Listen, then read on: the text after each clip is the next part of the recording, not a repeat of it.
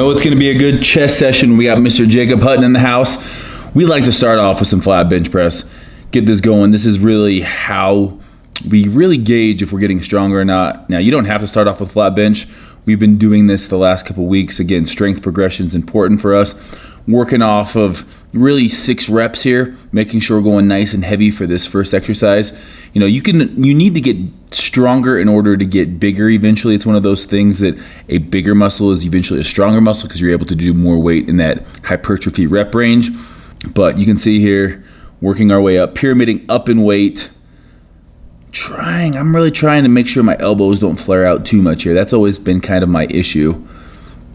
Jake, of course, is just a massive bench presser.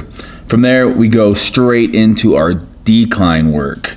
So our decline work, you can see this bench is somewhat at a decline here, just enough to where we're able to do about 8 reps of the same weight we were doing on the flat surface. We're doing here on the decline. Again, decline, we're focusing a little bit more on lower chest. And then this machine, I'm a big fan of the pec deck. This one was even cooler. I've never seen anything like this. The bench is actually at an incline. So it's an incline chest fly machine. And what we're doing is we're supersetting it with our decline. Going nice and heavy on the decline and then going 12 reps or so on the fly. See just Jake just repping it out. 315, no worries here. Strong triceps. Triceps are gonna be a big factor in bench pressing. So we wanna always make sure that we, use our triceps and that last 1/3 of the movement. You can see we're leaning back. It's because of that incline, getting a nice stretch. I love pec decks that force your elbows to touch rather than your hands because that really is going to get more chest activation. If you can touch your hands and use a lot more anterior delt, but touching your elbow is always going to activate your chest. Again, we're finishing up here on our decline. We got 3 sets of decline supersetted with the chest fly. This stretch on this machine was just insane. Really cool old school gym here. From our superset, we're going with an incline hammer strength here. So we're shooting for 10 reps on this. And if you're not making crazy faces, are you even working out, bro? That Gymshark camo though is looking really, really clean if I do say so myself. Need a haircut, but good set, Steve. Let Jake have a turn.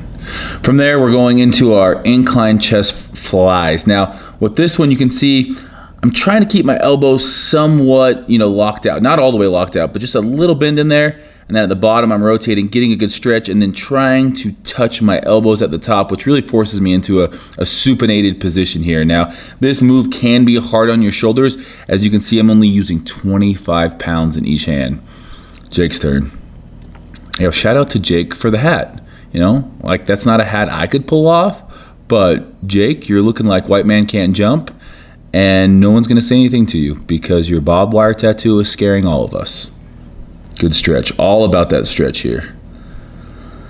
Second set here, biggest thing, keeping the elbows to the side. The lats are engaged, so what I mean by that is my chest is out, my lats are down, and I'm pinching with my shoulder blades and then squeezing, pressing away at the top. I think I had one more in you. Well, you had one more in you, Steve. Don't shortchange yourself there. Triceps just hanging off the bone. Good stretch, rotate and come up. I really like doing my flies like this. Rotate at the bottom and then again, try to touch my pinkies together basically, which again, leaves me in a supinated position at the top. I think you guys can actually get that Gymshark camo shirt. It's been up on the site for a minute now. This was my first time wearing it. Again, this gym is about as old school as it gets. Every machine probably is older than me, but it's one of those things that they're just broken in just perfectly now. All right, last superset. We're going dips here for chest. You can see I'm not locking out at the top because again, I'm focusing on my chest here, not my tricep. So that I'm going below 90 degrees to get a good stretch, leaning forward, going all the way down, and I'm just going to failure here. So whatever you got, we're pre-exhausting and then going over to our cable fly. So going down, touching our hands, getting a nice stretch. Again, trying to keep the same elbow angle throughout the entire movement. Stretch, contract, same elbow movement. Jake does his dips a little bit differently than for my chest dips.